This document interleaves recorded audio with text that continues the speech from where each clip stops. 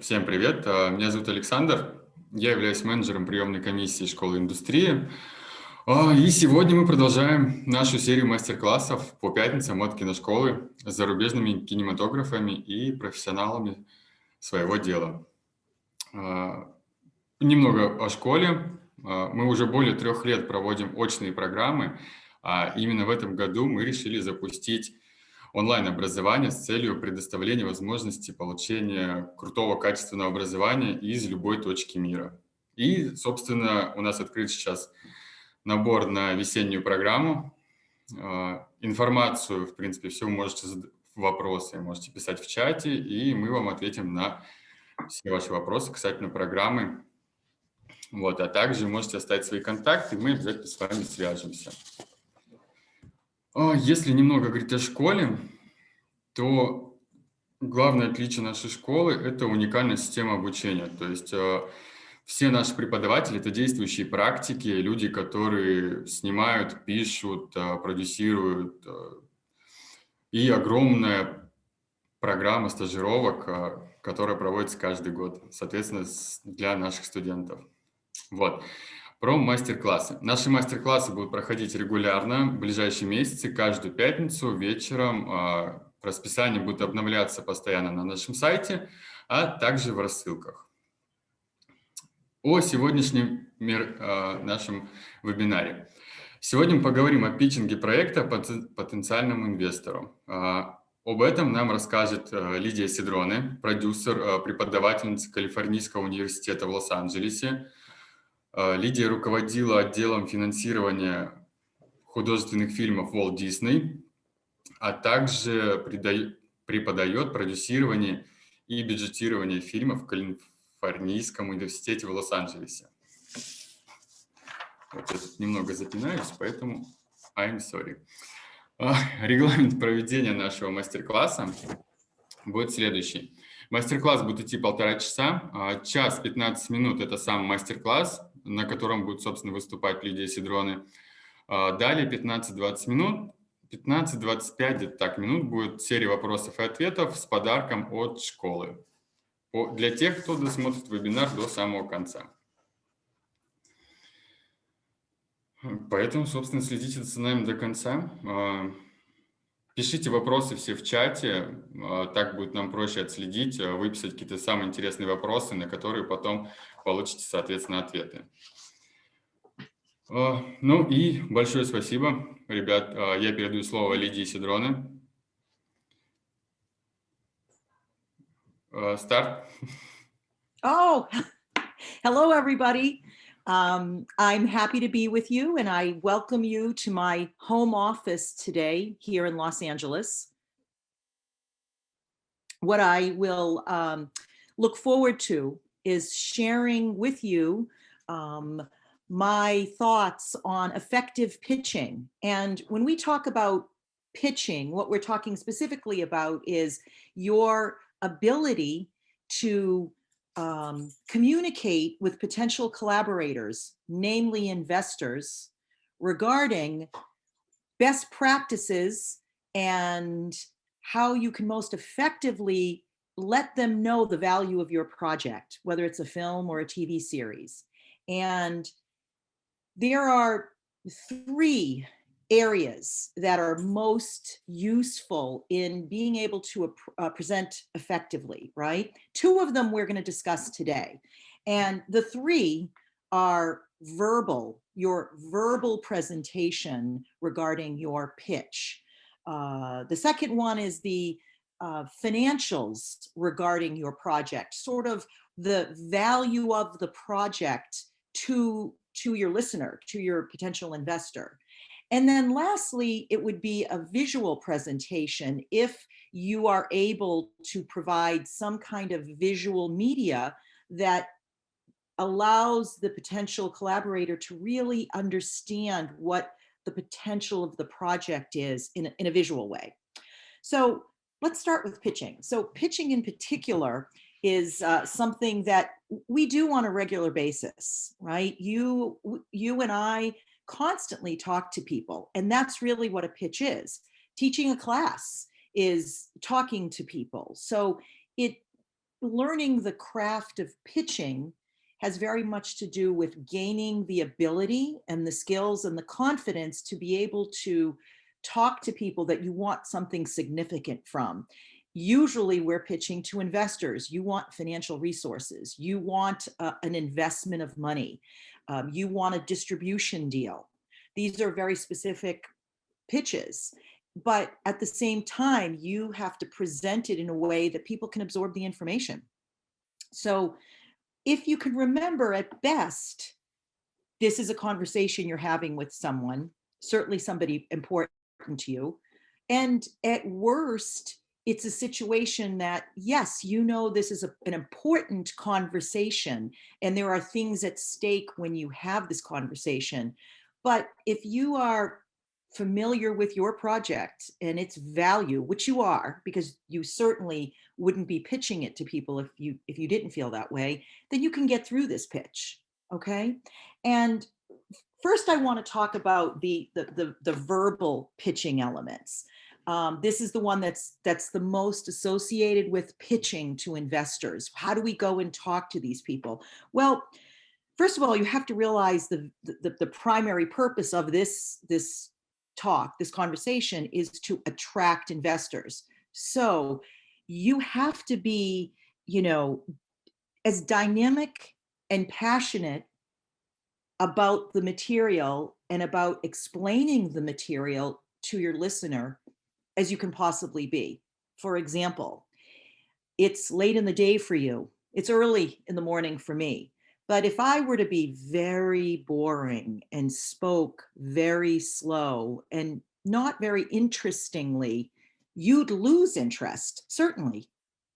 Same thing with your potential investor when you're talking to them. You don't want them to lose interest. So it's your responsibility to almost perform your pitch. Not that it's unnatural, but you know the distinction between speaking animated, speaking enthusiastically, and not. And that is dependent on our own comfort. If you are more so a quiet person, this doesn't mean you have to become a loud person. It means that you have to speak with the conviction necessary to communicate and keep the interest of your listener. Okay. Now, that's sometimes easier said than done. One of the considerations that you always need to have is you need to know your audience. When I say know your audience, if you're talking to one person, you're looking at one person. If you're talking to a group, which sometimes you are, you want to try to engage everybody in the conversation.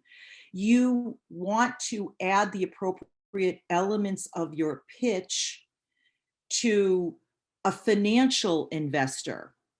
If you're talking to an investor who will also be responsible for distributing your film, this would be your distributor, then obviously you need to talk about the value of the project in the marketplace. But I think that's the thing that's probably the most critical in all of the overall thoughts on pitches is if you are engaging, people will listen to you. So here's the rule of thumb. We use an expression called in the room, in the room. Somebody's good in the room. That means you can just wind them up, put them in the room, they can talk to anybody. We might know these people that we invite to a dinner party, to a party at our house, because we know they're comfortable talking to everyone. They'll make everybody else comfortable. We enjoy those people around us. They're engaging. Now, if someone is good in the room, this will help your project tremendously. In fact, people can be good in the room and have nothing necessarily written and potentially still get into that room based on their ability to engage with someone and to get a meeting.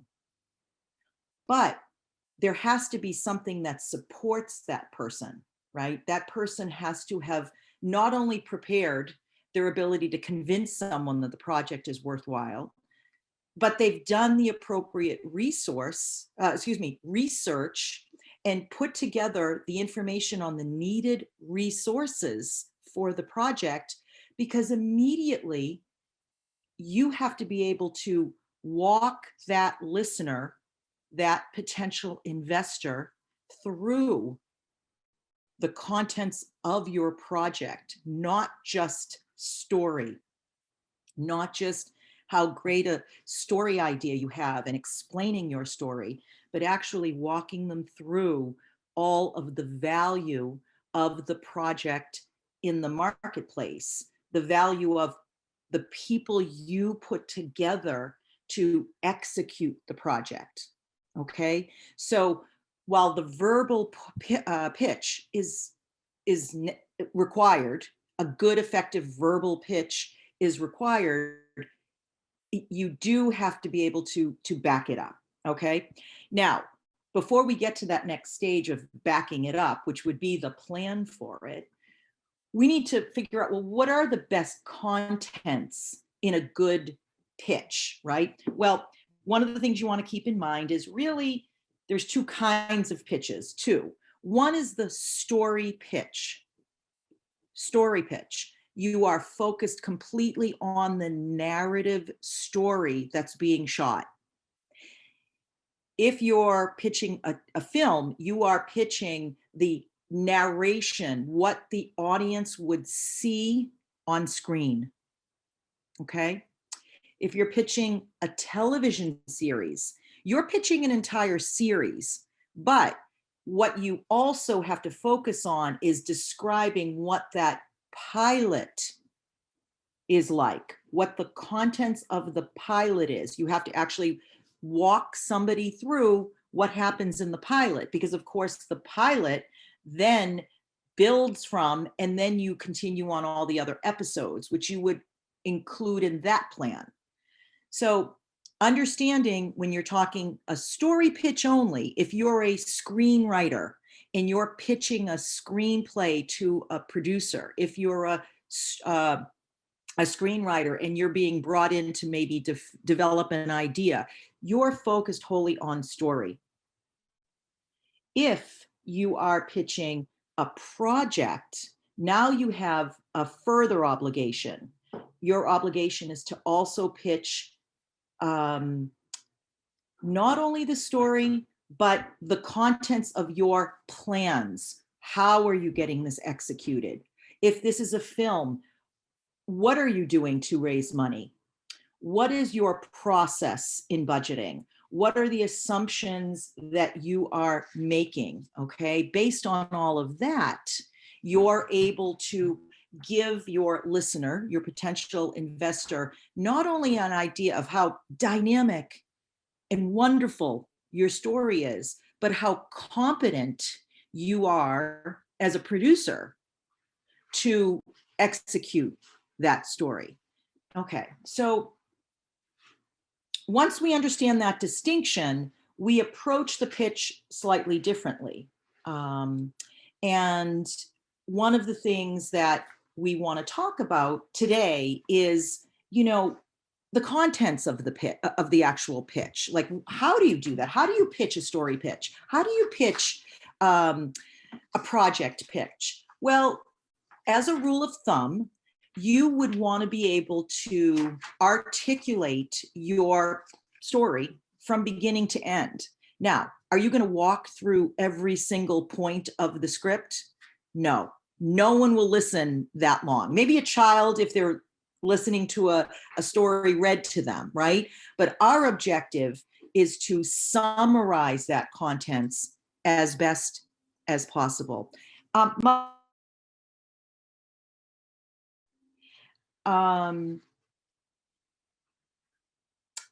One of the things that I am interested in sharing with you is not only your ability to comfortably sit down with someone and say, hi, I am so grateful for you to come and listen to my story, or thank you very much for allowing me to come in and meet with you and talk about my story. That has to do with creating a nice introduction. You don't rigidly walk in and wait for someone to tell you to start talking, right? You want to say hello in some kind of a way, however way it's needed for that particular audience. Sometimes we pitch in an office. Sometimes we pitch over Zoom. Sometimes we pitch at a cafe. All of how you handle that opening, that introduction, depends on how that meeting is organized, right? So once you understand that, and you know, well, I can handle whatever introduction there is, I may have already had an introduction because I had initiated the meeting. I may have even also sent them some preliminary information, but this might be the first time they're meeting me because that's the first impression. Now, following that, we now have to launch into the story. And this is one of the most critical parts of your pitch. Sometimes it's the only part of your pitch. And that's when you pitch your log line. And a log line is a very specific tool. We could spend weeks and weeks and weeks talking about developing a log line, just that, and that being effective. But basically what the log line does is it serves as a one-sentence summary of the project. It is not very long on purpose. Sometimes people will try to create a log line that's this big. It's a paragraph they write. That's not what that is. A log line quickly outlines what happens in the story in no detail at all. And the reason why we start with the log line is it's really important to frame what the listener is going to listen to, so that there is a perspective that the listener has, that what you're about to describe in detail, they sort of have an idea of where it's going to go. When you don't do that, the listener can have their mind wander to all kinds of places, right? And what you want them to do is focus and stay with you as you go each line through your pitch. So I talk about it as framing your pitch, so that the listener is understanding you and not wondering what's going to happen at the end, right? We don't want them to read the last page of the book. Even in terms of sending an outline to you all for this lecture, I wanted you to have some perspective on where the lecture will go, so that you can focus on each section as we talk. So understanding that you want to start with the log line, but you want to start with the log line in a smooth way. You want to transition it in the conversation as best you can, because you want to remember that you are explaining something that you're going to naturally talk about, not something that you're trying to remember. It's, you know, the log line so fluidly that you are willing to,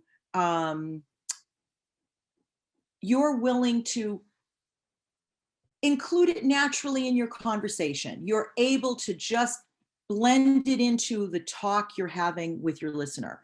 Now, this is important because then you're going to very quickly go through story points. So you're going to go from this summary, and then you're going to outline specific story points. I need you to hold on just for 1 minute. I'll be right back. I must apologize. My two colleagues, who are both small and furry, have entered my office, and I wanted to close the door behind them. So this is the change in our industry, certainly in Los Angeles, but all over the world, where people are conducting business from their home offices, and they are often joined by their little dogs. So back to the story points. So we begin our conversation, and then we, introduce our project, log line, and then we start from the beginning, and we go through the story points. So we've already explained something about our project, but now we really talk about, well, how does the story start? what happens in the middle, and how does it end? Now, how long should the story points section of your project be? Well, you want to introduce your key characters. You want to explain what happens to them, maybe at the beginning, which would be, say, an inciting incident, right?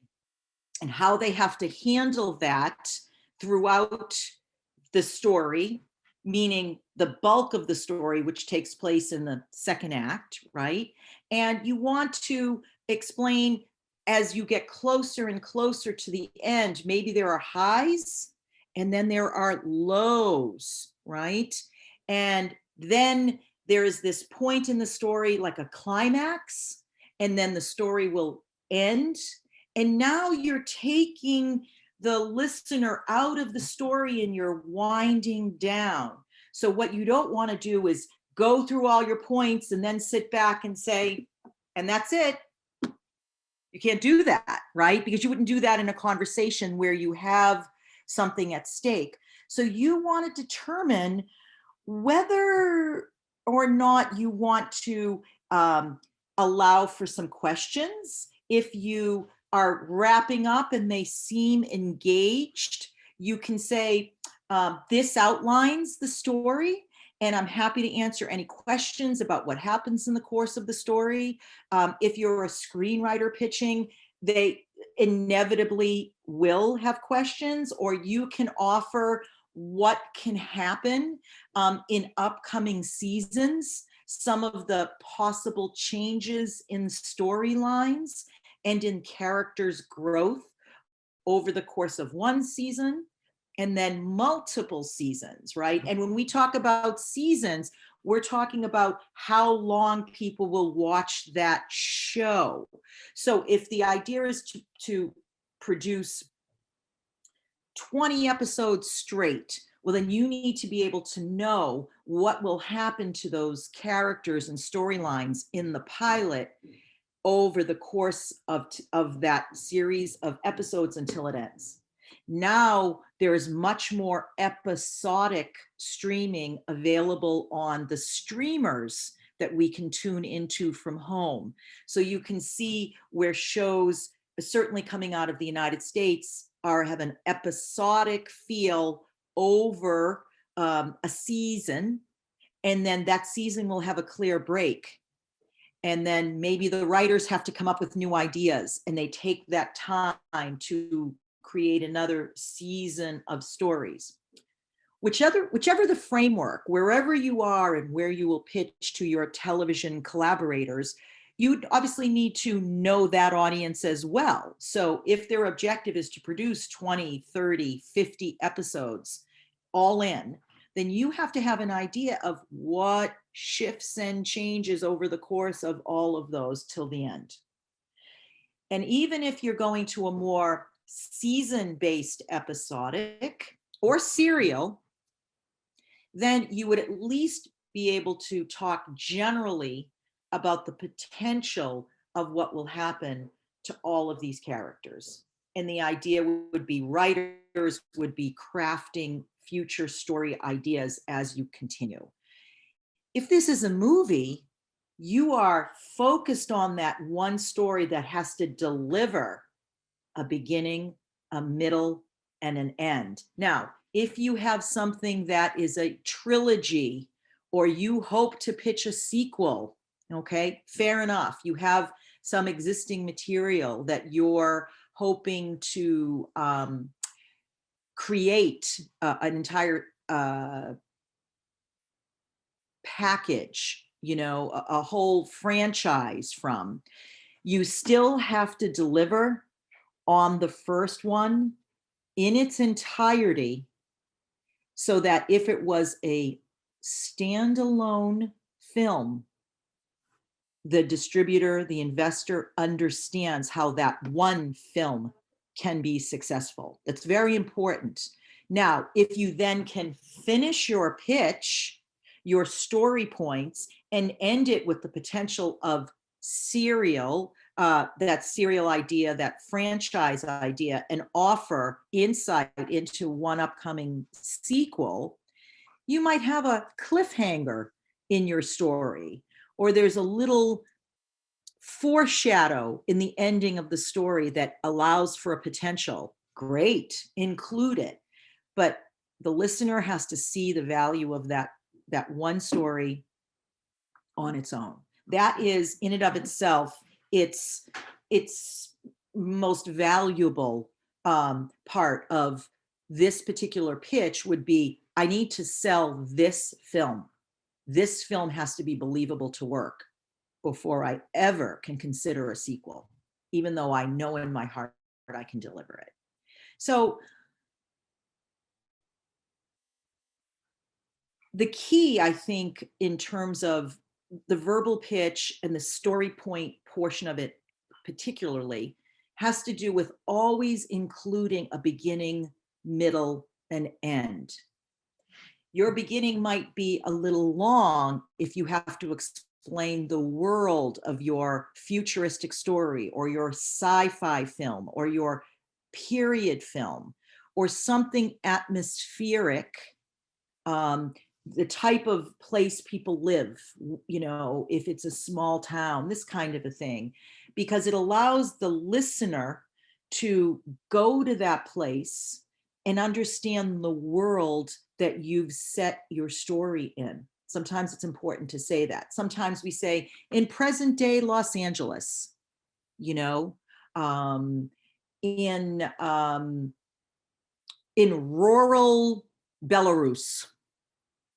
Okay, you can come up with any way to very quickly allow our mind's eye to go to what we think that would be, and then talk about our characters and what happens to them. But when we say what happens to them that causes them to act. And then we have this middle, and then we have an ending that we have to end smoothly, powerfully, and hope that the investor is interested in hearing more details or more about the project, but we've offered enough of the middle, but not so much that the listener gets lost. They're trying to keep track of all the details. They're trying to take time to understand what's happening to all the different people. We want to make that as simple a conversation as possible.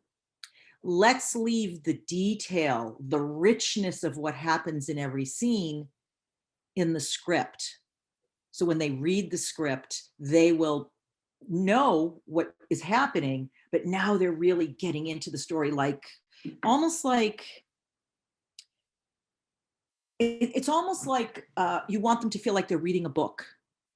You know, that's how much more detail they're going to have, even though the script is not like that, but they've heard enough about it. Now they're getting into the detail of it. Now they want to read it. That's the idea. So one of the things you always want to keep in mind regarding your pitch, there is a strong tendency to memorize. I'm going to memorize my pitch so that I get everything in there that I want. Never do that. Please don't do that. You would not memorize a conversation with someone. You can memorize, when you expect no response. I could possibly memorize a lecture and give it in this format because now, unfortunately, we're far away from each other. There's many of you wouldn't be able to directly interact with me while I'm speaking. So in theory, I could have memorized this and have this be perfectly the way I want it to come out in the time I'm allowed. But then that wouldn't be natural. And I don't want to not be natural. I want to have a conversation with you. I think this is a better way to teach. I think this is a better way to communicate. It's the same thing with the pitch. Now, I do understand the value of practicing or making sure you hit the key points. But my advice would be to outline what you want to say. keep track of what you want to say, and then practice that, but not with a paper with all the words chosen. So I always advise, maybe you write bullet points, not unlike what I've outlined in your outline. Bullet points, the highlights of what you want to say. In each of the topics I'm covering today, I could spend weeks and weeks and weeks talking about just that point. But I know that I can summarize key strategic points and communicate them to you, and hopefully in an engaging way, in an interesting way. But the way that it helps me do that is to bullet point the key points. Now, I don't want to keep on looking at those 2 points, because what happens is I'm still focused on a piece of paper, and I don't want to be focused on a piece of paper.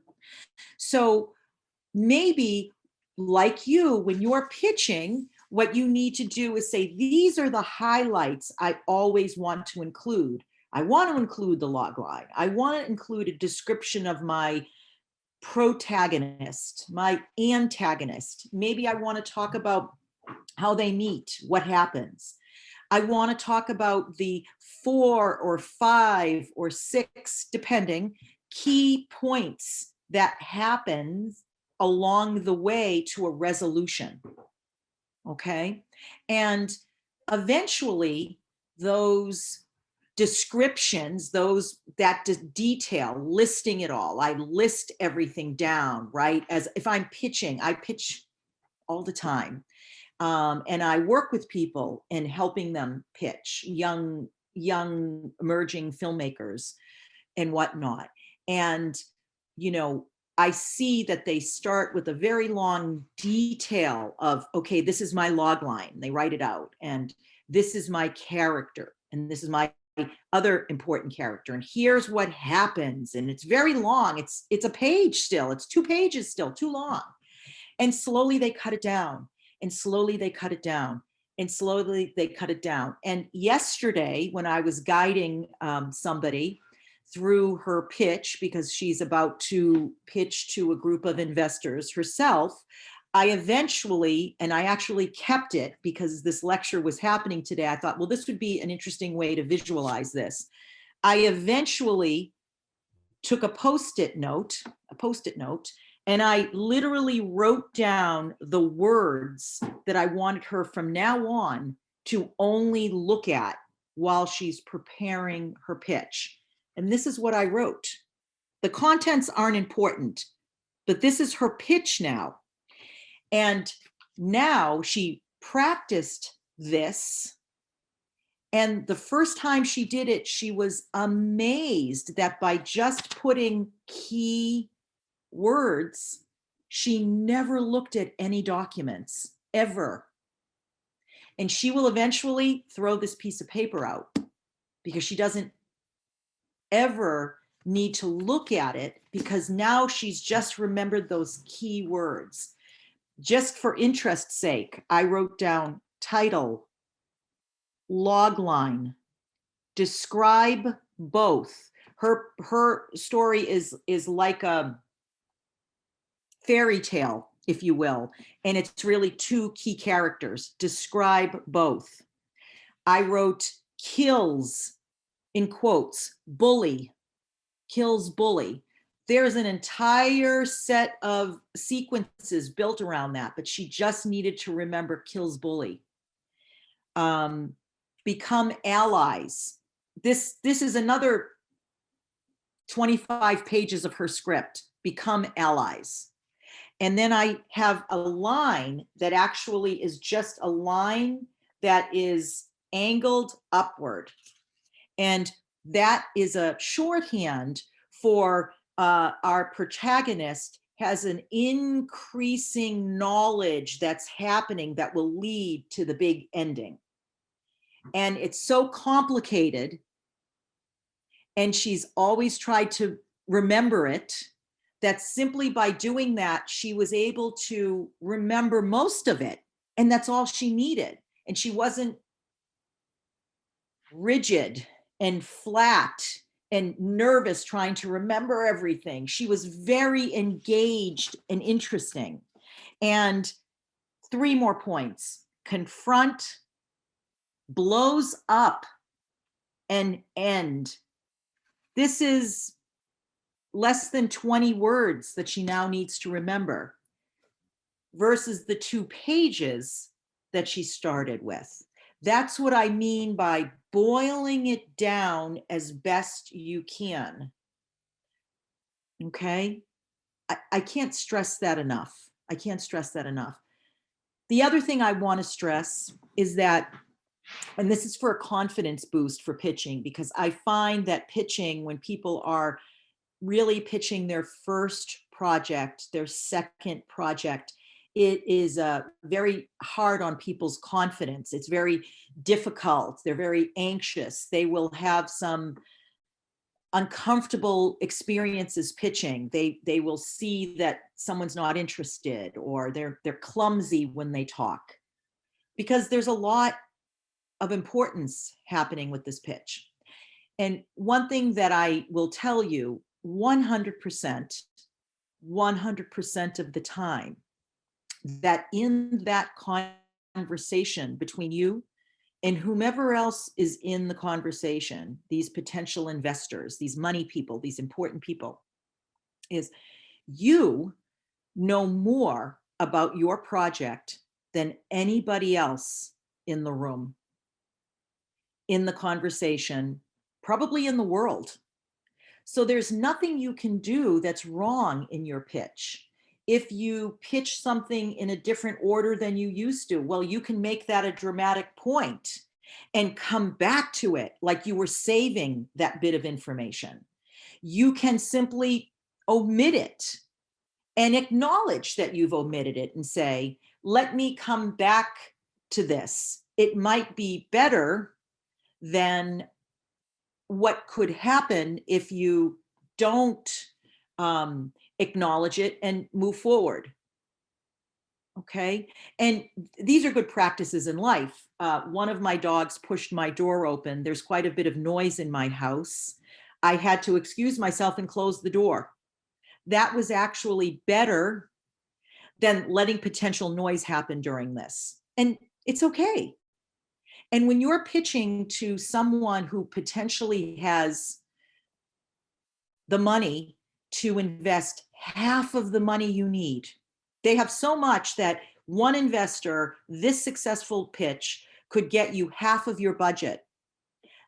You have to trust that you know more than anybody else, and your passion will override anything, including anything that might be clumsy in a pitch, an awkwardness that takes place in a pitch. And that's okay. I honestly can't stress that enough, because I will say it's the single most difficult thing that I've seen people struggle with. That inability to handle in the moment, getting through the pitch and recognizing that, what do I do now? I'm confusing myself. I'm lost. Well, that happens when you're trying to memorize. And when you try to memorize, you could lose something, then you could get trapped. So if you do some of these techniques, it will, I hope, help you to get through your pitch, get through it with confidence, and really open the door for more conversation, which is really what you want to be able to do. You don't want to pitch and have someone say, okay, thank you, and they leave. Maybe if you're in a pitch contest, that happens, but we're not preparing for a pitch contest. We're preparing for you to go out and raise money, or for you to go out and talk to a TV channel or a film company to develop a project with you. And we want you to get through that conversation as best as you can. Now, as I said, not only is the verbal pitch important, but what you can explain to them in terms of your preparation to execute the project becomes incredibly important. Now, as a screenwriter, your job is to communicate the story. That's it. Now, that in and of itself is enough. If you are a producer, a creative producer, a filmmaker, if you are a director, and you are writing your own material, you're a filmmaker. And I might also add, you're probably a producer or the producer as well, because if you're out there raising money, it's you potentially people are investing in. If it's people you know and they're willing to take a chance for the chance of possibly making some money, then they're looking at you for these answers. So the producer in any form is the person that has to put together the plan to execute the project. So this goes back to the project pitch, right? Now, a major distinction between the studio project and the independent project, right, is a studio, for our purposes of this discussion, or a production company, you know, an established production company, is an entity that has distribution. You're pitching to an entity that has distribution already. So in that project pitch, you're not pitching the financials. You won't tell a studio. I can't tell Warner Brothers how much the budget is, how many days we're going to shoot, all of this information, because really, once they love my project and they want to do it, they bring me on as a producer, right? It's my project, but we take it to Warner Brothers. They fund it. Now, Warner Brothers thinks it's their project. And if they're putting all the money in, it is their project and I'm producing it. So really on paper, they hire me to produce it. Now, since it's my project, I will always be involved with the project. I go through the entire process. I'm a collaborator with the studio. But the relationship is a bit different than if I go to private investors.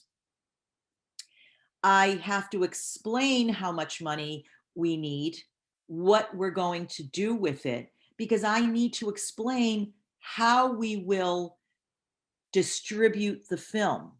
And that's the distinction. Pitching and developing and doing a studio project with distribution already in place by the time we shoot, versus developing and shooting a project that needs distribution. And during production, during post-production, and after, we are working to secure distribution. That's an independent project. So when we talk about that distinction between studio and independent, the studio is all encompassing. The independent, our job's not done when the film is over. We have to have a plan for publicity to get attention for the film. And we have to have a plan for convincing our potential investors that the film is marketable, distributable, right? We try to convince them that it's a valuable proposal. It's a viable, reasonable investment. It's not a guarantee, but it's a reasonable investment. Now, this is important because with the studio, really what we're pitching is a proposal. Yes, we go in with the story. We talk about the story, but we need to be understanding of similar films in the marketplace, similar budgeted films, similar films that are recent, right? So that we all know the potential of the film. We do as the producers, and the studio or the production company with the money, they do, and they know we know. So then when we start talking further and they start doing a budget and they start doing a schedule, now you're much more skilled at saying that works or that doesn't work. Because, you know, of course, I know myself. I've done the work. I didn't present it to you, but I've done the work myself. Okay. The independent is a bit trickier because we have to really explain to a variety of different people, potentially with all different kinds of knowledge about the industry. And you never want to talk down to people. Just because a potential investor doesn't know anything about the film industry doesn't mean they don't know things about investing money, or they don't know how to protect their money, and they might be wealthy because of other investments. So really what you're talking to them about is how it works in this industry, the parameters that guide the proposal based on what's reasonable really for any kind of investment. So to that, I want to share my screen, and I will pull up a sample, and I have two samples that I want to share today. The first is the independent film business plan sample. Now, you have right in front of you on that sheet the contents of a good business plan, all of those very specific areas that you have to include that allows you to really cover every area, all kinds of questions that your potential investor would have, and all kinds of questions you would need to provide answers to be knowledgeable about selling your film. Okay, it's reasonable. And my advice is to use the same plan for everybody you pitch to, whether you are pitching to a colleague of a colleague who is interested potentially in investing in a film, whether it's your very gentle and sweet auntie who loves you to death and who might actually give you a large portion of money, right? Everybody that's being asked to invest should have the same information to understand what you're doing with this potential investment. So let's take a look at my most recent film. So this week, we are in the process of meeting with distributors on this particular film. So this film was a film that we funded wholly with private equity money. Okay, let me shrink it so you get a sense of what it looks like. We intended, when I say we, this is my partner and I at Tidal Wave, our film company. We planned last March to shoot this film in and around Los Angeles in May.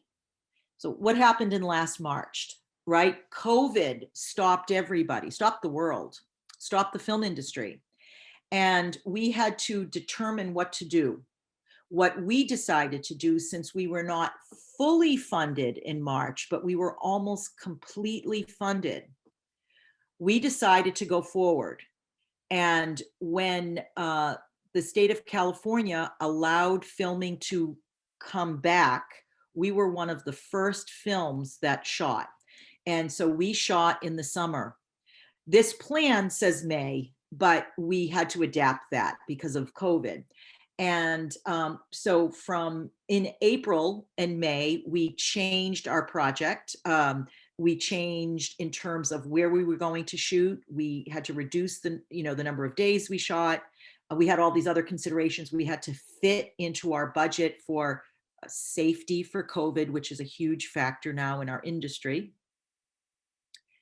And we shot in the summer with once we raised all of our funding, which we raised then in March and April. So in March, not only are we trying to still get our film made, but we finished our funding during the beginning of COVID. Difficult, but we did it. And this is the plan that we presented. And this is a very typical plan for what you're interested in developing to entice private equity investors. So we made it a little interesting to look at. And in every page, it was extraordinarily important that we focused on the value of the film to the investor. Okay, so right off the bat, on our very first page, we included this executive summary that outlines what the project is. Okay, and some of the value to the investor financially, what we've done as an introduction in terms of getting this film executed. I had to take the budget out because we're in the process of negotiating with distributors, but this is our plan that we had. You can see our log line is here. Our story synopsis, look how short our story synopsis is. That can sometimes be an early version of somebody's log line, but that is a true synopsis. In general, a synopsis could be 1, 2, 3 or 4 paragraphs. How many pages you find, or excuse me, paragraphs you find that are important to outline what your story is. This is a horror thriller. It's a very specific target market, right? We develop and produce a variety of different genres. This one in particular was one that was luckily salvageable at the beginning of COVID because we could streamline it into a limited number of locations to be able to fulfill all of the requirements for COVID. But our story was very easy to summarize. Now we talk and we add some elements about the audience because horror thriller has a very unique, loyal audience. So we're able to include that detail. Sometimes you might not. Sometimes it might be very straightforward. It may not have a niche audience, and that's okay. But you always want to include some kind of casting strategy. Is your strategy to have one well-known actors? Is it to have all well-known actors? Will you have no well-known actors? And maybe that helps your budget and the value of the genre might outweigh the need to have name actors, right? This is whatever strategy you're employing to secure the right cast in order to be able to sell for distribution later, okay? Now, remember, independent film, we need distribution. So what we have to do is create some buzz for our film. And that's why we included a publicity strategy, which is different than marketing and the distribution that we talk about that the distributor will have to do. We're talking specifically about what we're doing so that when we go to the distributor, they see how much interest we've developed in the project, the traction the project has, and that's been helpful to us, okay? Now, after the film's over and we shot in July and August, and during post-production, we were able to create that. Now we're able to have that talking to the distributors that we're meeting with.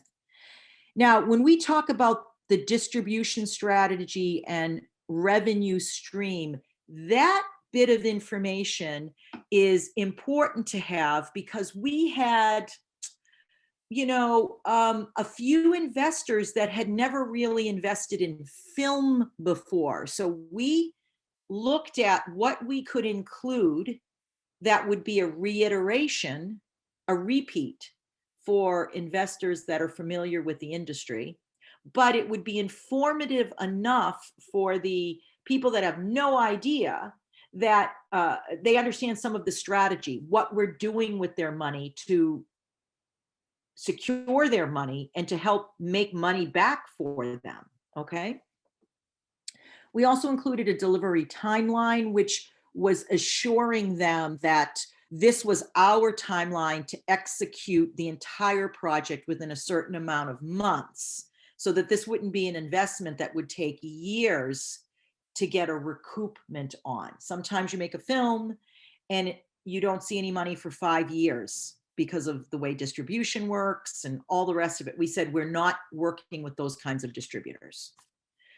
And now we go into the point, which is, of course, important to anybody that invests money, right? Is give us some financial information. Talk to us about that. Well, one of the key things that I always recommend when you're talking financials is you will provide a budget summary, of course, but you also want to include enough details to say, these are the assumptions we're going with that will allow us to make a film for this budget.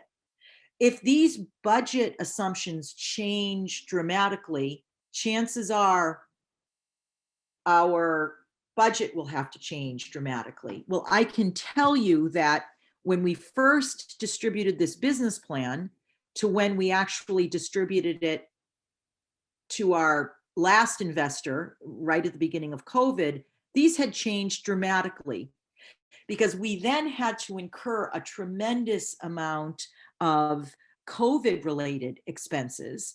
We also had to incur travel costs, which here we were not planning on traveling. You see, assumptions changed. And this was such a hot topic because we had to sit down with investors and compare that with another document that said, this is what we've changed in order to shoot during COVID. And most importantly, we made all of this work without changing our budget need. We still went with the same bottom line, which was very difficult. But what we decided, since we had already raised a substantial amount of money, most of it, we did not want to change the terms of the investment with the investors that were already in place just because we needed one or two more. So this was very important to us. And this document was something we were able to refer to because on this document, it went hand in hand with a budget top sheet that sat on this page. And this will go line by line, every area that we had to fund. And that total was something that we were sticking to. So then when we, after COVID, when we had to go to one or two more people, we explained, well, it's the same budget total, but now we have these factors instead, right? Which was not easy, but it was a decision that we made. So in your case, you're in COVID, you're going to add COVID always to your expenses, and you're going to maybe possibly include in your assumptions some way that maybe you can reduce COVID costs or some other way that you're making your budget fit with these assumptions. Okay. Now, you're not done with the financials though, because that's only one piece of it. One other thing that we were able to do, so this is a low budget film, and because it's a low budget film, we tried to, through our relationship, find as many things inexpensively as we could, which then even allowed us to raise a little less money than if we had to raise the money for these following costs. So we were able to include this other document that says, we were able to get these things either for free or deeply discounted. So now we have a savings value of $430,000. What does that mean? That means from this budget amount right here, right? We would add this amount here. Oh, sorry. And that would tell us the true on-screen value of the film. So now our investors said, okay, you're asking us for this much money, but you're saying because you did all this work already, you are actually having an on-screen value that's much higher. And then we're able to say, yes. And sometimes you can do that with a low budget film. Okay. Or you can always do it on any kind of a film, but really it's the most important when you're dealing with films, you know, anything that's kind of like under a few $1 million, you are getting it to work because you're getting a lot of discounts. And this is the way that you can kind of articulate that to your investor. Okay. Now this page is blank, but this page would normally fill your comparable films. And on another document I'll share with you, I can show you an example of that. But basically, we talked about your ability to articulate similar films in the marketplace. What that means is it's made in the last 3 to 5 years. It's at approximately the same budget range. It's the same genre and or audience, if you will. So this becomes important because now these are relevant comparable films. Now, if I'm making a gangster film and I use The Godfather or Goodfellas as examples, those aren't good film comps for a business plan because financially they're not recent. And I don't know, depending on the budget, if it's the same budget. So you really want to fit that criteria: recent, similar budget, yes, similar target audience and genre. But if you don't have all that criteria, it's not a good financial reference.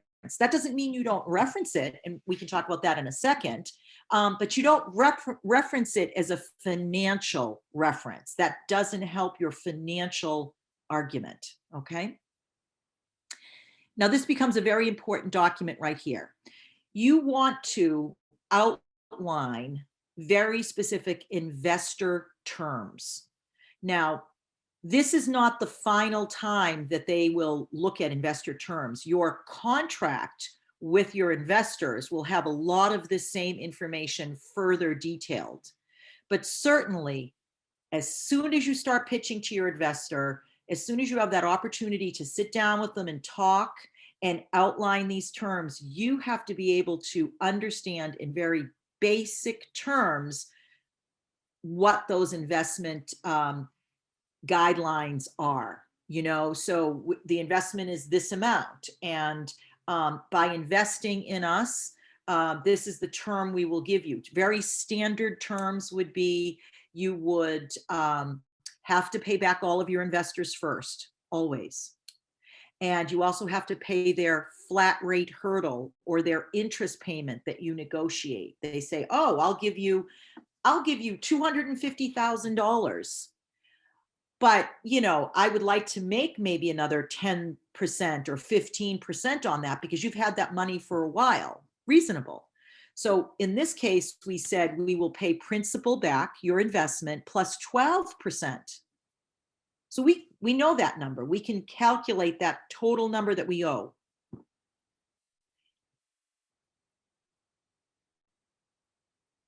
And we then explain it's not until that happens and everybody that we owe that money to is paid, and any other terms we add, it's not until all of that is paid that we start to see profit. And then once we have profit, we split the profit. The investors split it amongst them, half the profit, and the producers take the other half of the profit. Now, the producers may have made agreements with directors or actors to get participation in profit. Well, that comes from the producer, okay? And that has to be made very clear to the investor very quickly.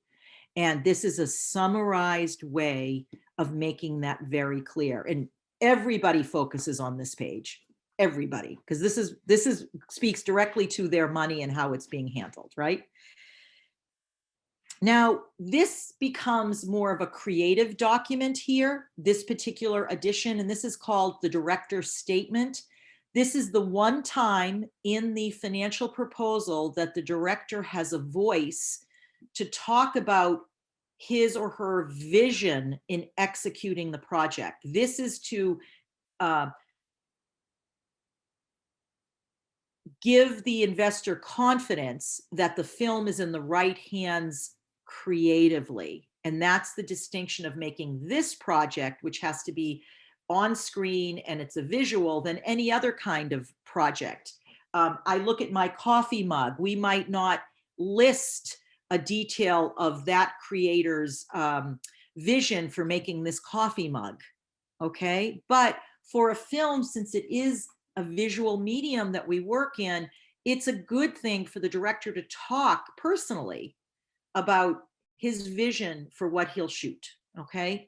Then we go to the creative team behind the project. So this would be myself, my producing partner, who is the writer director of this project, as well as our visual effects expert that we brought on the project, who's a friend of mine, who did some great work for us, as well as our editor, who has worked on fantastic projects, and his skill level and his speed of working was very important for us to deliver this film basically at the beginning of March.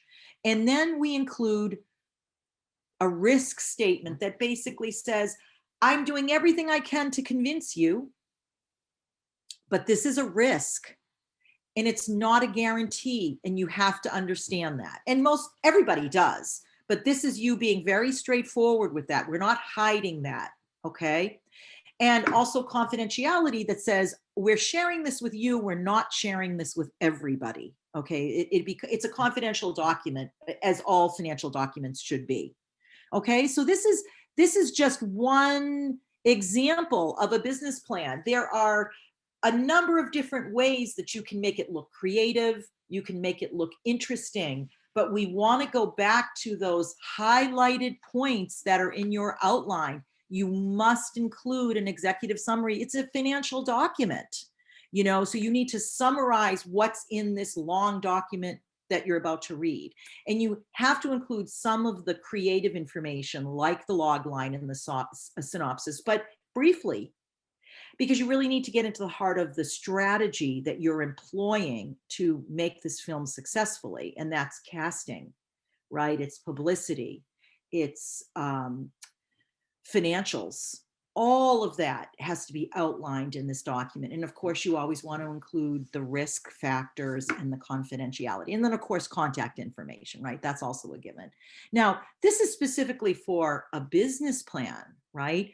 Now, let's switch to the studio proposal. Well, you don't need all that financial information. You might not even create this document. You might simply go in with a verbal pitch, but you are not only prepared to talk about the story, you are prepared to talk about all of this research you've done on the project, but you keep it to yourself, because now you're talking to the distributor and they'll have someone on their end do budget and schedule and all the things that they want to think about for the project. But you know that you've done it and you can share that information. And the more of that information that you share, in a positive, collaborative way, the more, if you're a new producer, they take you seriously. You really understand this project. You really understand this business. And if you're an experienced producer, you know a lot of this information because of your experience. So when you go into these meetings, everybody understands it in a shorthand. So you will always think about casting strategy and the financials always, whether or not you prepare them or share them with anybody. Now, when we go to television, right? So now we pitch to television networks, in your case, TV channels. All the streamers, right? They all need content to fill their pipeline. And what we have in that case is something that's a far more creative document, really no financials, because really it's so story driven. So in television, we always say the writer drives TV. The writer drives TV. We say the producer drives film. And then we say the actor drives theater. That's kind of a thing that's often said here in the States anyway. So the idea that the writer drives television, it's because the writer creates the characters and the world and where the story can go. And that's what you're sharing in that document. It's much more about who the characters are and what happens to them. So we pitch the pilot because that is the introduction of everything, right? But then in our plan, we also have to include the story engine, right? The arcs, the world that they live in, like we would in a film. But it's very important to show the arc of a character, an arc of relationships, an arc of a season, or from the beginning of the end of the series, what changes, what will shift over. And you would include not only a detail of your pilot episode, but then you would include a series of blurbs, we call them, short paragraphs or short descriptions of upcoming episodes, potential episodes. It's possible you think your pilot episode is the one that should open the series, and you could be pitching this to a network or a producing partner, and they might say, you know, we think you should start with episode 3. That's really clever. And then you rework that. Oh, okay, great. If you're interested, we'll do it. So you want to help them envision where the story can go. With a film, we're helping them envision the story all the way until the end of an hour and a half. But in television, we are looking for the life of a project, that this story that you're initially creating, these characters, are interesting enough over the series timeline, right? So we have, you know, that idea that becomes as important as anything else. Where can these people go in the storytelling? So let's look at an example of a TV show Bible. Okay, let's see. I want to make sure you can see this all. Okay, so this is a multi-camera sitcom that a friend of mine developed, and so when we talk about multi-camera sitcom, right? That's a very traditional.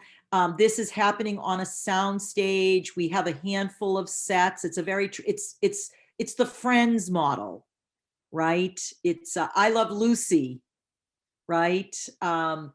As opposed to the single camera where you're more out and about, many more locations, exteriors, whatnot. So this is a multi-camera sitcom. We're leading with that right on the first page. So here's our executive summary, our log line, and our synopsis, which is a bit longer, right? A little bit more detail to describe the pilot episode.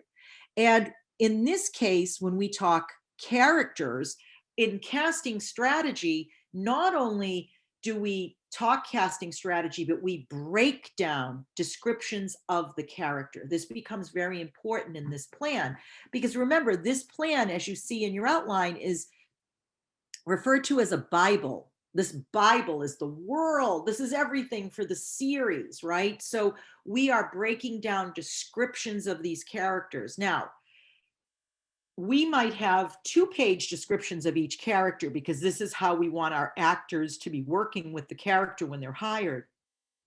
At this point, we want to share a summarized, interesting version of that character. So quickly, the reader, the audience, is going through, getting a sense of who these characters are, and recognizing the dynamic that will arise amongst them, because they all have different varying characters and traits and histories and whatnot, right? Because again, they're carrying a lot of episodes. We kind of have to get an idea of who these are in more detail. Now we have something called season arcs. Remember, we talked about that, right? Where in this case, we've got 3 seasons that we're presenting. Now, if we do this internationally and they want it presented all the way in a row, great. But in this case, we're breaking it down from one season to the next to the next. Here are the episodes that become very important. We have, in this case, 10 potential episodes to share. Here are comparable TV series. So this is that example of comparables that I was mentioning to everybody. This is our creator, which you want to highlight that.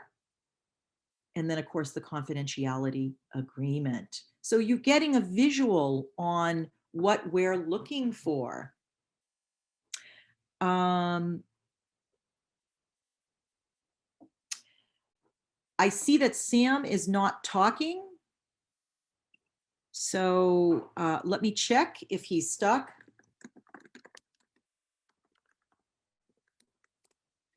Sam, you're back. Сэм вернулся. Какая радость. Sam, I can hear you now. Oh, you can We're hear me. back. I can hear you. Okay. So I don't know how long we were frozen from.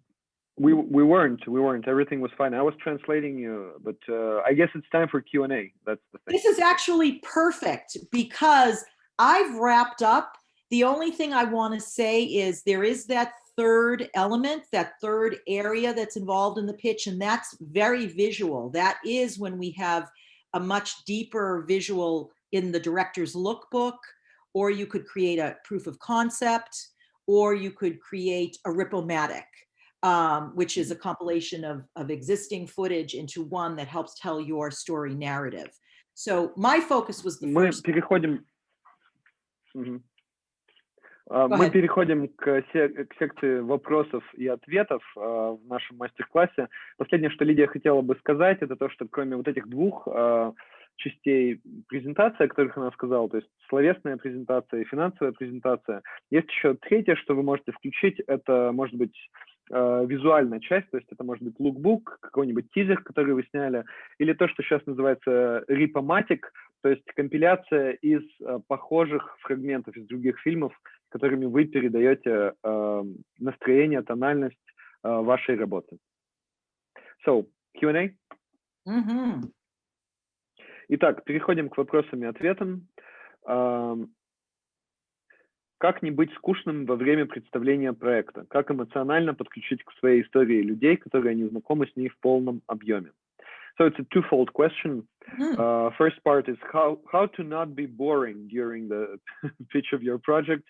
And the second one, how do you emotionally connect people to your story, people who don't know it fully? Great comment. Great questions. Отличные вопросы. So one of the things that I would recommend is to practice your pitch in front of friends, people that you're the most comfortable with. Один из приемов, который я бы порекомендовала, это отрабатывать питч со своими друзьями, то есть в компании людей, с которыми вам комфортно. And it's not because they're your friends and you feel comfortable with them, because they're going to be nice to you when you're practicing, but because you want to always imagine everyone you pitch to are a very good friend. We naturally are more relaxed talking to our friends. So start with your friends and then imagine everyone you pitch to that this is my friend. And I think it will actually Дело даже не в том, что это ваши друзья, и что они вам ничего плохого не скажут, и что вам будет с ними максимально комфортно.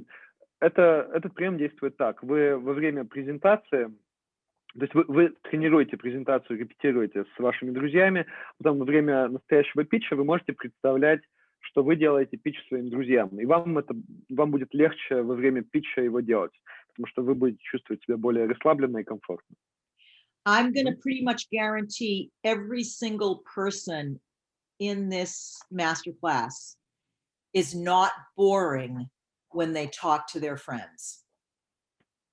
И я практически могу гарантировать, что каждый из слушателей сегодняшнего мастер-класса не скучен. То есть он не является скучным или она, когда говорит со своими друзьями.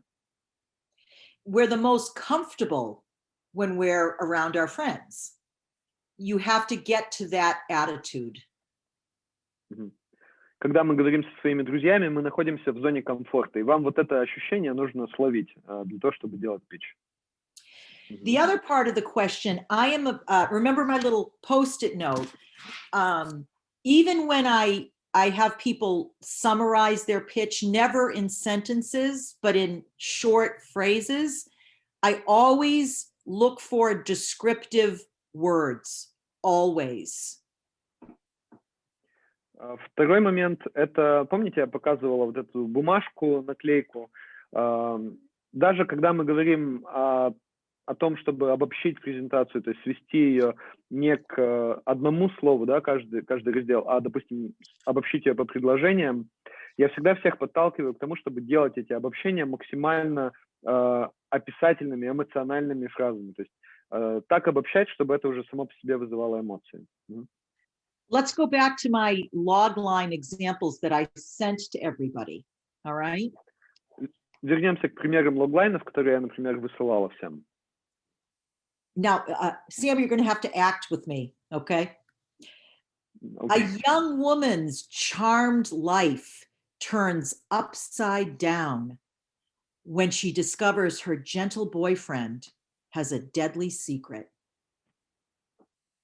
So Итак, такой пример. Очаровательная жизнь молодой девушки переворачивается с ног на голову, когда она открывает, что ее нежный бойфренд скрывает смертельно опасный секрет.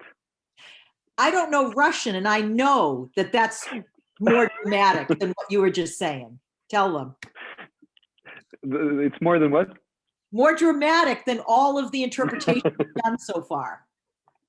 Да, Лидия говорит, я не знаю русского, но я уверена, что это самая драматичная фраза, которую ты сегодня переводил в мастер-класс. Another one. In this dark comedy, a disgruntled farmer preoccupied with winning the largest zucchini contest concocts a plan to sabotage his jealous neighbor who competes with him. That's funny. You have to be fun. Итак, да, тут смешной питч, смешной логлайн. В этой темной комедии ворчливый фермер, озабоченный тем, чтобы выиграть конкурс на самый большой цукини, придумывает план, чтобы саботировать завистливого соседа, который соревнуется с ним.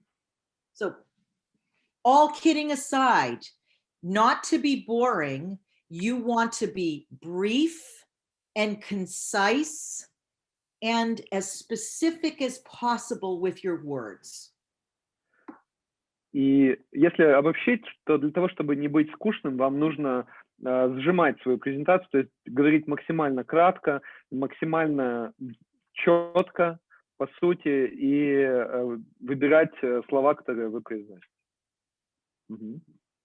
Okay. So, the next question is, какие есть приемы вовлечения слушателей? What are the ways you can use to engage the listeners into your pitch? I'll tell you things that don't work. Almost everything can work, but there are some things that I'm not in favor of. Итак, вопрос про приемы вовлечения слушателей. Лидия говорит, я, пожалуй, лучше скажу вам, что не работает. Есть много приемов, которые работают, но есть те, которые я заметила, что чаще всего не срабатывают. Because this might help. For example, I'm not a fan of asking the listener questions during my pitch. Example. Например, я не фанатка задавать вопросы слушателям во время своего питча. Сейчас приведу пример. Remember when you were a kid and you hated school?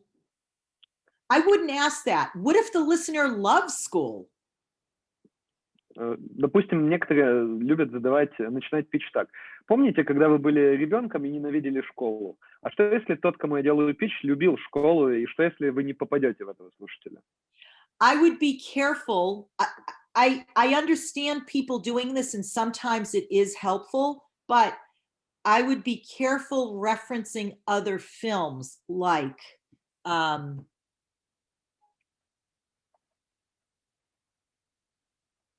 я знаю, что часто люди приводят референсы в пример и говорят, ссылаются на какие-то другие фильмы, но я бы с этим была поосторожнее. Сейчас приведу пример того, о чем я говорю.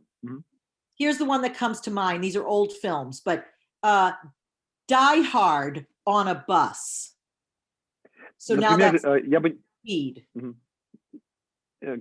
Keep going. Yeah, sorry. Yeah, no. So the example would be, okay, the movie's like Die Hard, but on a bus. Now that references the movie Speed, if I were pitching Speed, but what if someone didn't see Die Hard? So you don't want to just rely on that. Допустим, вы приходите и говорите, этот фильм, это как крепкий орешек, но только на автобусе, только в автобусе. И я примерно описал сейчас фильм «Скорость». Да, фильм хороший, идея хорошая, но что если тот, кому вы делаете питч, не смотрел фильм «Скорость»? что тогда? And the other ones are, in addition to no memorizing, is you must make eye contact. И, как я уже сказала, не нужно запоминать текст дословно. Еще я бы сказала, не забывайте смотреть в глаза своим слушателям. And keep it short. И говорите кратко. Okay. The next question. Вопрос. Как проводить онлайн-питч с продюсером? Какие материалы фильма стоит или не стоит прикладывать в первом письме? It's a question about online pitching. How to approach online pitching and what materials should we send or not send in the initial letter, before the pitch? I would say, and that's very good, I would not include any attachments if this is someone I do not know. Don't assume that they will read all your attachments. I would just put it in an email to start. Sorry, you wouldn't include attachments, or? I would put no, if it's the first email to somebody, I would not include attachments. If it's the first time I'm contacting them, I would just write an email asking if they'd be interested. Да, то есть, если это ваш первый контакт с человеком, то Лидия бы не стала прикладывать, допустим, приложение, потому что если вы добавляете вот эти все приложения к своему письму, вы предполагаете, что человек какое-то время потратит на то, чтобы все это прочитать. Это очень часто будет не так. И все, что необходимо, я бы изложила в самом письме, собственно, в теле письма. Okay. Sorry, Sam. One of my dogs just wanted to leave. He was about to start barking. Sorry. Один из песиков собирался разлаяться, и Лидии пришлось его выпустить. Now, I would, if I know somebody in common with the person I'm writing to, and say they said write to them, I certainly would mention that in the email, and I would do maybe one paragraph that talks about the film, almost like a short form of the executive summary. I would take it from the executive summary and ask if they would be interested in looking at the plan. Если этого человека, допустим, если вас познакомил кто-то из общих знакомых с этим человеком, то в письме я бы обязательно сослалась на того, через кого случился этот контакт, упомянула, и использовала обобщение, вот то, что в самом начале питча, о котором мы говорили на мастер-классе, обобщение для продюсеров, executive summary, что называется. Чтобы человек понимал, о чем будет идти речь, и задала бы вопрос, готовы ли вы пообщаться на тему этого проекта. And here's what I would advise. Sometimes our plans are too big to send as an attachment. You may have to send it as a link. So you want to make sure that you test that link. If you have too many images, if it's too rich of a document, you can either try to zip it and make it small, or you have to send a link, but test all of this before you send it, so that whatever you send them, they can just go click and open. И если вы все-таки что-то прикладываете, то обязательно проверьте все файлы, архивы, что у вас распаковываются. Если вы посылаете ссылку, если там, допустим, слишком много файлов, и вы посылаете ссылку на ваш сайт презентационный, обязательно проверьте, чтобы эта ссылка работала, чтобы человек мог нажать, и все сразу открылось. Okay. Is there something you wouldn't include in those attachments?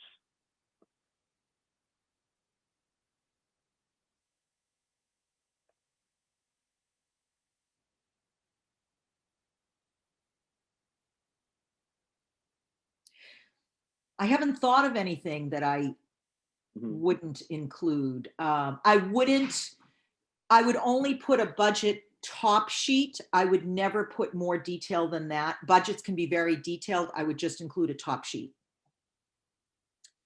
You don't want them... Если говорить о том, что не стоит прикладывать, то ничего конкретного в голову не приходит. Ну, вот, например, если про бюджет говорить, то только обобщение статей расходов, то есть детальный бюджет не стоит прикладывать, какие-то конкретные детали, наверное. And one other thing, and I know, Okay.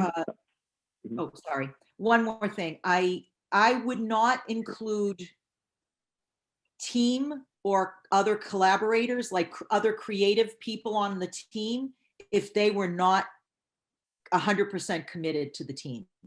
I wouldn't say, oh, I think I can get Sam, so I'm going to put his name down because he looks really good. Me personally, I would know that, yes, they're 100% committed. Some people might fudge that, but I wouldn't. И еще не стоит, наверное, прикладывать команду креативную, если у вас точно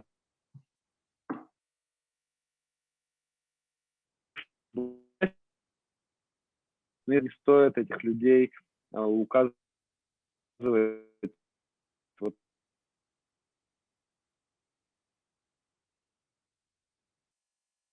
are the visual resources, sites or some other like website probably where I can look at the examples of the visual part of other people's pitches to understand what they are comprised of. I missed the beginning of that, Sam.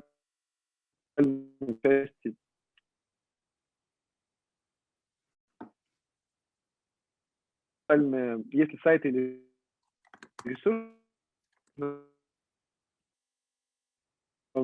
are there any websites or other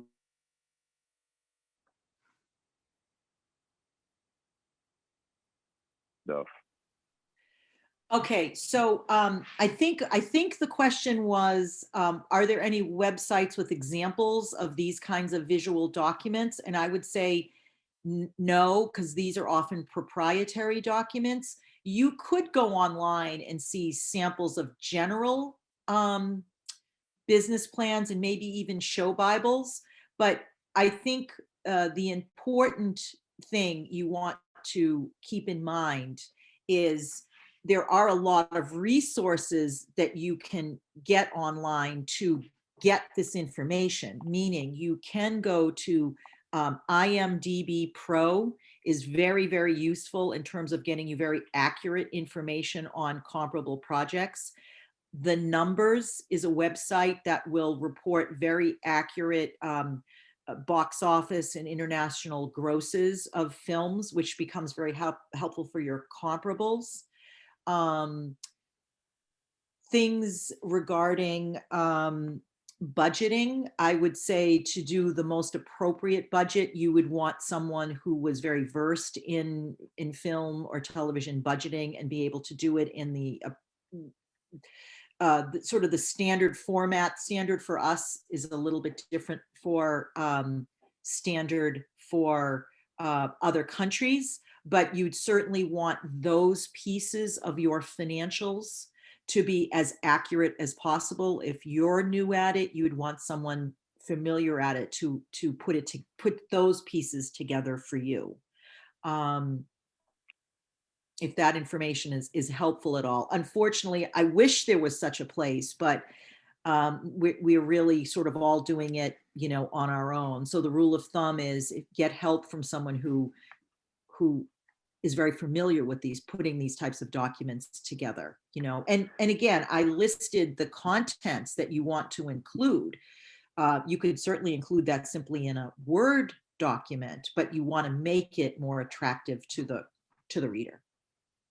Что касается визуальных примеров, к сожалению, это все закрытая обычная информация, конфиденциальная, очень мало кто делится теми документами, которые посылаются на студии, в продакшн для того, чтобы продать проект. Это очень редко можно найти.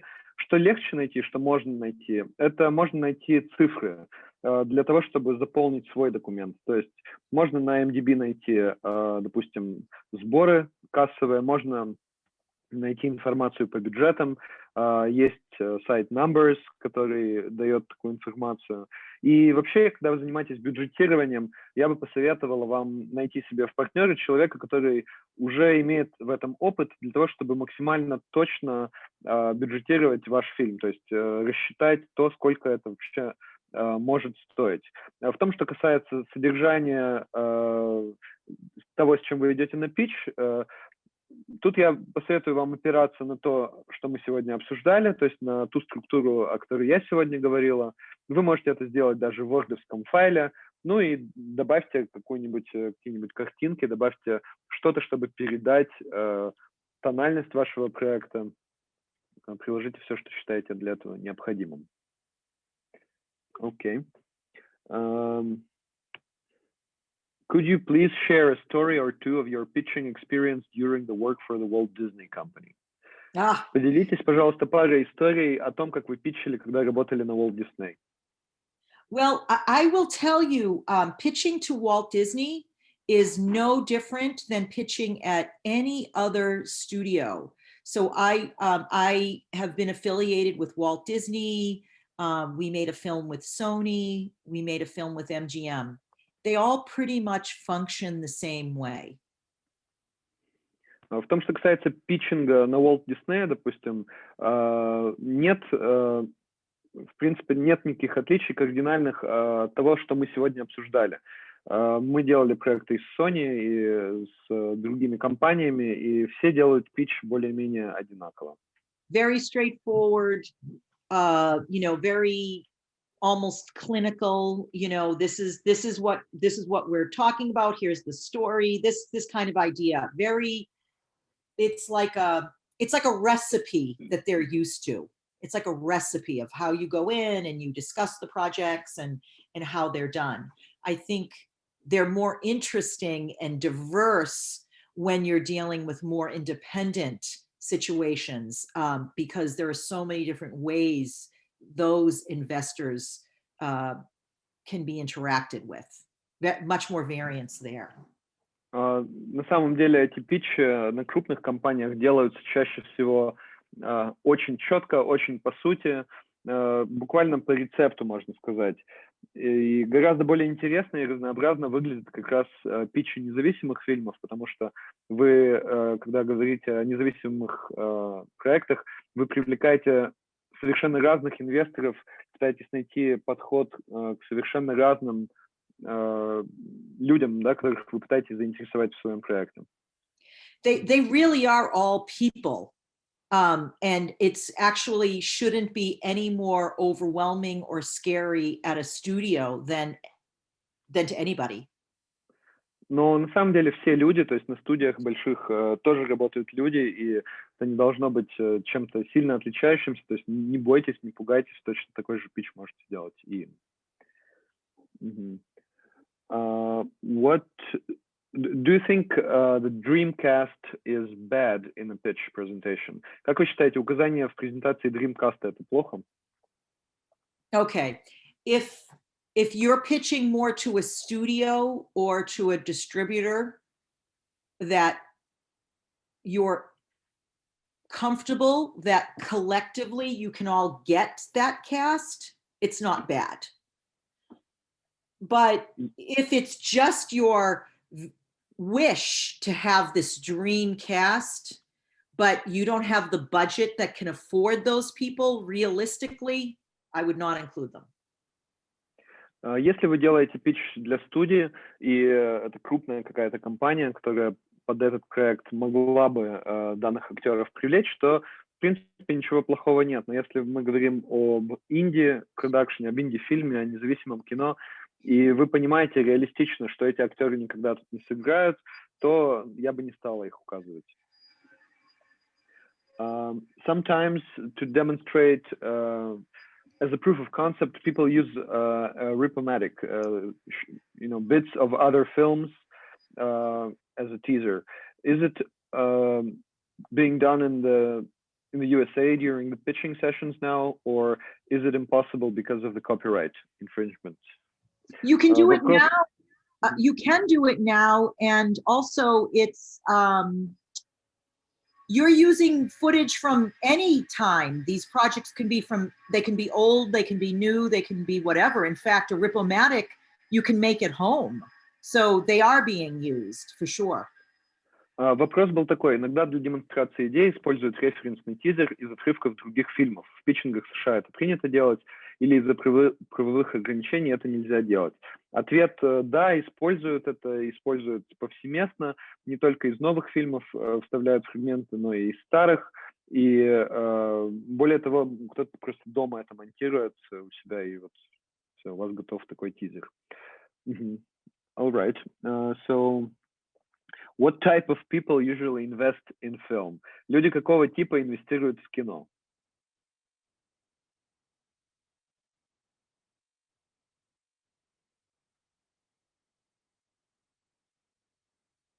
Lydia, your microphone is off. Lydia, your microphone is off. I can say there's absolutely no one type. Абсолютно точно могу сказать, что нет какого-то одного типа людей, которые вот инвестируют в кино. What is the optimal time for one pitch presentation? Какое оптимальное время для презентации своей идеи?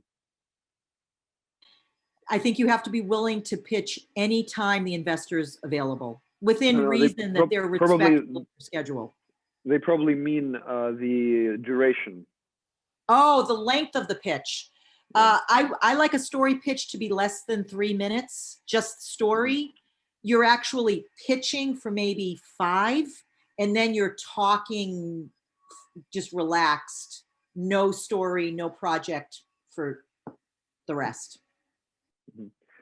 So 3 for the story, 5 overall, you mean, and then just the talk? Yeah, I guess this is what I want to say. You should expect to talk uninterrupted for maybe 5 minutes. Any longer than that is probably too long to be going through your project and having an audience. По поводу оптимального времени. Имеется в виду, я надеюсь, правильно понял, что имеется в виду время не в течение суток, да, продолжительность все-таки питчинга. И в этом случае Лидия говорит, что если вы делаете питч истории, то это должно быть не больше 3 минут. И в целом не ожидайте, что вы будете больше 5 минут говорить без перерыва, и вас будут слушать люди.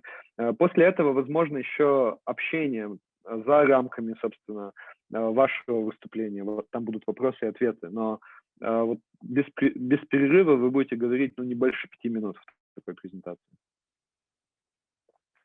Okay. What about not the story pitch, but if it includes the financial pitch? Your microphone is off. Это что касается питча истории, сейчас... Here's what I would say. By the time you're sitting down with someone to verbally pitch, you have already always sent them the financial document. Your microphone got turned off again. Oh, it did? Can you hear so me you now? already, yes, last thing we heard was you've already sent them the financial document. So That's it. That's it. Да, по поводу финансовой части, на самом деле, если вас позвали на встречу, если вас позвали поговорить про вашу историю, то к этому моменту вас уже финансовую информацию уже послали этому человеку, поэтому, в принципе, то же самое время им будет. So if I'm in person or I'm on Zoom or in a meeting, I would always have my laptop ready to go through those financial pages, sort of like the way we just did, and walk people through it if they have more questions. Да, и всегда у меня будет на презентации обязательно с собой ноутбук, и если разговор зайдет, если дойдет разговор до обсуждения финансовой части, то я всегда могу на ноутбуке открыть эту презентацию и уже рассказать более детально о каждой из граней нашего проекта. Probably the last question is, how can we feel the value system of the investor to understand, from which side do we demonstrate our project more favorably? So if I made it clear enough, what what type of investor? Yeah. How do you figure out what type of person you're talking to, what's important for them, what's valuable for them to, modify the presentation, to fit this particular type of person? Also a good question. I think if you are talking to an investor where someone is directly putting in money, where the terms of the investment are very specific to them, that, you know, you are going to sell the film and this is how they will participate. It doesn't matter if it's a small investment or a very big investment. I think it's exactly the same way to pitch it. Mm-hmm. The difference is if you're pitching where your investor is your distributor. That's the only other version you have, honestly, because anybody who's an investor cares about what you're doing with their money. Even if it's a little bit of money or a lot of money, you have to talk to them all the same way. Ну, на самом деле все инвесторы говорят плюс-минус на одном языке. Тут можно выделить два типа таких презентаций, которые вам, возможно, придется делать. Первое – это когда вы говорите с инвестором напрямую, и этот инвестор собирается вложить деньги в ваш проект. И ситуация, когда вы описываете условия участия в вашем проекте, когда вы объясняете, как вы этот проект будете потом продавать, по каким каналам и какое участие этого инвестора будет, собственно, в выручке. Это первый тип. Они все говорят на одном языке, им всем интересно понимать, в принципе, одно и то же. Сколько денег вы планируете вернуть и каким образом, то есть через какое время, из каких, собственно, сумм вы будете это возвращать. Второй тип – это инвестор, у которого есть своя система дистрибьюции, и там уже будет разговор идти о другом. То есть там не нужно в эти детали уходить. Вот, собственно, два типа инвесторов, остальное все уже как бы не касается денег, уже не инвестор. Mm-hmm. So I think this is it. Well, the last question is, what is the main mistake during pitching? I'm not sure if we talked about it or not, but here it is. Какая главная ошибка на питчинге? Последний вопрос на сегодня. The biggest mistake I think you can make with a pitch is being aggressive, saying, you know, of course you want to invest in this, even if you're good-natured. You don't want to be too familiar with your people that you're pitching to. Главная ошибка, которую я бы назвала, это излишняя агрессия. Например, не стоит говорить фраз типа, ну, конечно, вы вложитесь в мой фильм, вы же хотите получить что-то назад. То есть вот эта излишняя напористость, она отталкивает. Yeah, you always have to be grateful for people's time that they're giving you, whether or not they invest. And the other point, the other big mistake, and I mean this with my heart, is if you think you've messed it up, do not stop. You are better off stopping and saying, I'm sorry, I'm nervous. Let me repeat that. Don't go to the beginning. Just go back and collect yourself. Keep going. That is far better than stopping and saying, I'm so sorry. I can't do it. Да, и вторая ошибка, которая приходит на ум, это такая: если вы где-то ошиблись, то продолжайте, да, вы можете вернуться на пару шагов назад, исправиться, сказать, знаете, я тут ошибся, вот это так и так. То есть ни в коем случае не поднимайте руки, не говорите, блин, все, я запорол эту презентацию, до свидания. Нет, продолжайте, вас хотят услышать.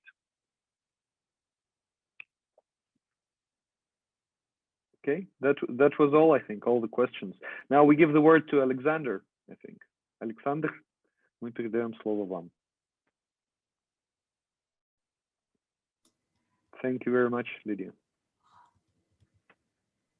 Лидия, спасибо. Так, меня слышно, нет? Да? Так, и для тех, кто досмотрел наш мастер-класс до конца, как мы обещали, сообщаем уже о нашем подарке, который мы для вас подготовили. Это 10% скидка на первый семестр, если вы готовы пойти к нам учиться. То есть 10% вам предоставляется на оплату первого семестра по нашим новым программам в онлайн-формате. Как говорил ранее, да, то есть мы переделали большую часть программ в онлайн-режим для того, чтобы все смогли получить хорошее образование в киносреде. Вот. И у нас сейчас стартуют программы, это продюсирование, сценарное мастерство, режиссура монтажа, вторые режиссеры. И есть очень прикольный курс, это filmmaking. Вот, а для того, чтобы воспользоваться этой скидкой, вам необходимо оставить заявку на этом же лендинге под вебинаром. Собственно, есть форма, на которую вы можете зарегистрироваться. Ну и, соответственно, мы с вами свяжемся в ближайшее время. Вот. Хочу сказать еще раз огромное спасибо всем, кто участвовал в данном вебинаре. Будем рады видеть вас на других наших мастер-классах каждую пятницу. Расписание будет обновляться на нашем сайте. Будем рады.